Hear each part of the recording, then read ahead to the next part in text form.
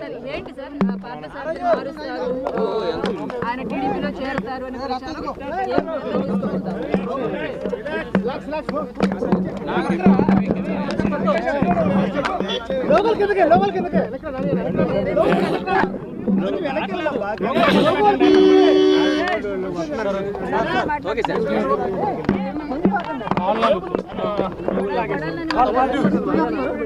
ఎక్కడా కూడా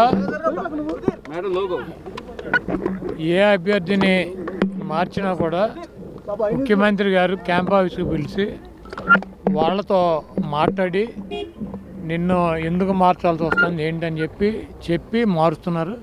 ఇవన్నీ కూడా పార్సార్ను మారుస్తారు, నానిని మారుస్తారు, ఇంకోళ్ళని మారుస్తారు అన్నది ఇవన్నీ కూడా ప్రచారం తప్పించి వాస్తవం కాదు.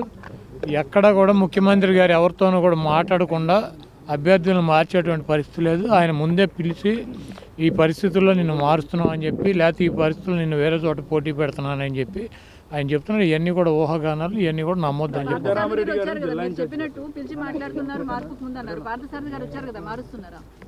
పార్థసారథి వచ్చాడు, పామర అనిల్ వచ్చాడు, గుడివాడ నుంచి నేను వచ్చా, బందర్ నుంచి నాని వచ్చాడు, అవినిగడ్డ నుంచి సింహాద్రి రమేష్ గారు వచ్చాడు, మా పార్లమెంట్ నుంచి 5 ఎమ్మెల్యేలు వచ్చారు. మీరు సారథి గురించి ఎందుకు అడుగుతున్నారు? మా పార్లమెంట్ నుంచి ఈరోజు నేను, పేర్నాని, అనిల్, అవినిగడ్డ సింహాద్రి రమేష్, పార్థసారథి మేము 5 ఎమ్మెల్యేలను వచ్చాము. విడివిడిగా వెళ్ళాము, మాట్లాడుకున్నాము. కొంతమంది సీఎంతో మాట్లాడుకున్నారు, కొంతమంది కింద స్టాఫ్తో మాట్లాడుకున్నారు, కొంతమంది సెక్రటరీలతో మాట్లాడుకున్నారు. వెళ్ళాం. మీరు ఎందుకు ప్రత్యేకించి పార్థసారథి వచ్చాడు అన్నారు? పార్థసారథి ఎప్పుడు కొత్తగా వచ్చాడు ఆఫీస్కి?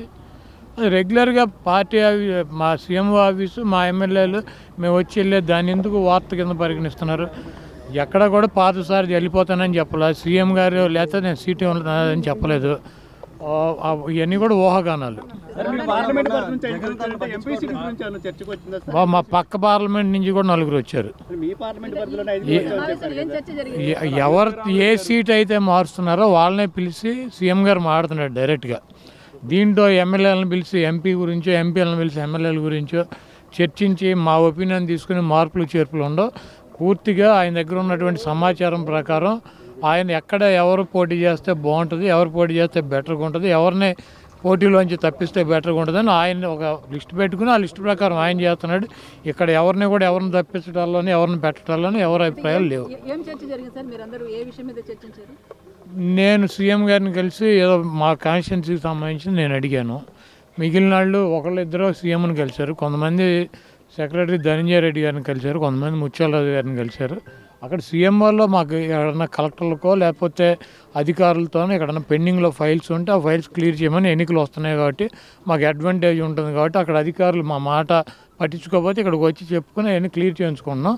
అంతేగాని దీనికేం పెద్ద మీరే చెబుతున్నారు కదా రేపు సాయంత్రానికి వస్తుందని. మీడియా కన్నా మాకేం తెలుస్తుంది? మా పేరు ఉందో లేదో కూడా మీరే చెబుతున్నారు.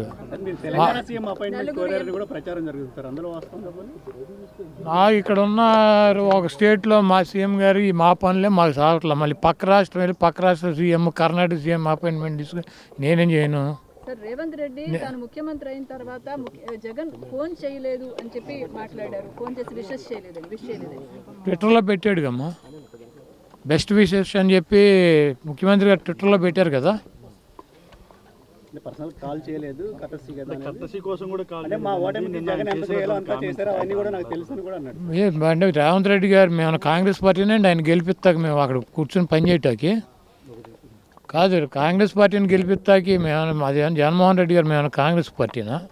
మేము తెలంగాణలో ఏ పార్టీకి మద్దతు తెలపలేదు. మేము అక్కడ ఉన్నటువంటి పార్టీని కూడా తీసేసి వచ్చి ఇక్కడ మేము ఆంధ్రప్రదేశ్ వరకు పరిమితం అయ్యాం. అక్కడ ఎవరు గెలుస్తారు, ఎవడు ఓడిపోతాడు అన్నది మాకు సంబంధం లేని విషయం. మాకు జగన్మోహన్ రెడ్డి గారు ఎగబడిపోవటం ఉండదు, దూరంగా వెళ్ళిపోవటం ఉండదు. ఆయన ఒక లిమిట్స్లో ఉంటాడు. ట్విట్టర్లో పెట్టాడు ఆయనకి అభినందనలు అని చెప్పి, ఆయన ఫోన్ చేసి అభినందించలేదు. ఆయనకంటే కేసీఆర్ గారు తొంటిరిగింది కాబట్టి ఆయన పరామర్శించాడు. ఈయనకి తొంటేం విరగలేదు కదా, ఈయన వెళ్ళి పరామర్శించారు అవటానికి. రాజశేఖర రెడ్డికి సంబంధించి రాజశేఖర రెడ్డి మరణానికి సంబంధించి కొన్ని కీలక వ్యాఖ్యలు చేశారు. 2009లో కొంతమంది టీడీపీ అదేవిధంగా టీఆర్ఎస్ ఎమ్మెల్యేని లాక్కునే ప్రయత్నం చేశారు, అందుకే ప్రకృతి బ్యాలెన్స్ చేసిందన్నట్టు వ్యాఖ్యానించారు రేవంత్ రెడ్డి.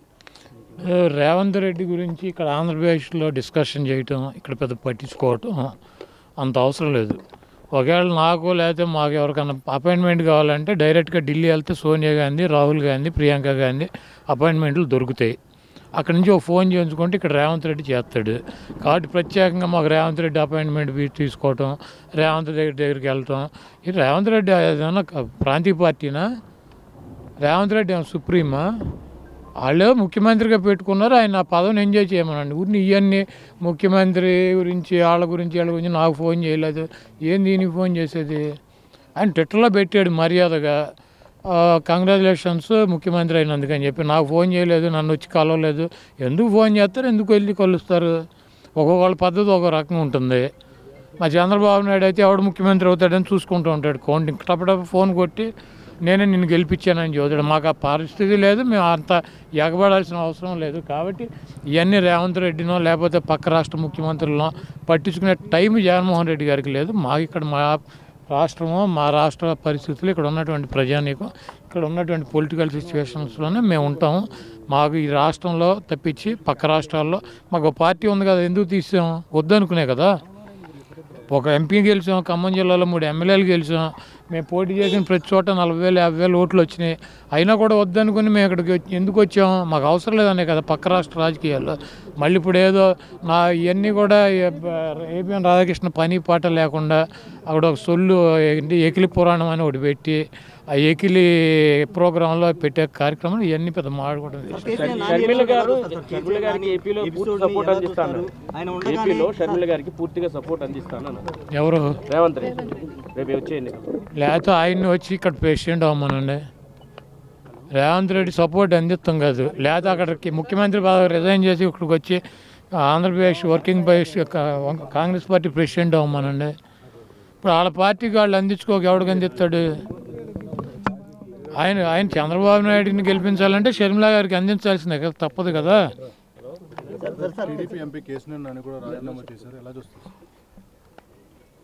చంద్రబాబు నాయుడు చాలా స్పష్టంగా డబ్బులకి సీట్లు అమ్ముకుంటున్నాడు. అతనికి కష్టకాలంలో ఉన్నటువంటి కేసీఆర్ నానిని పక్కన పెట్టి వాళ్ళ తమ్ముడు 100 కోట్లు 150 కోట్లు ఇస్తాను అంటున్నాడంటే ఎంపీని పక్కన పెట్టి సీటు అమ్ముకున్నాడు.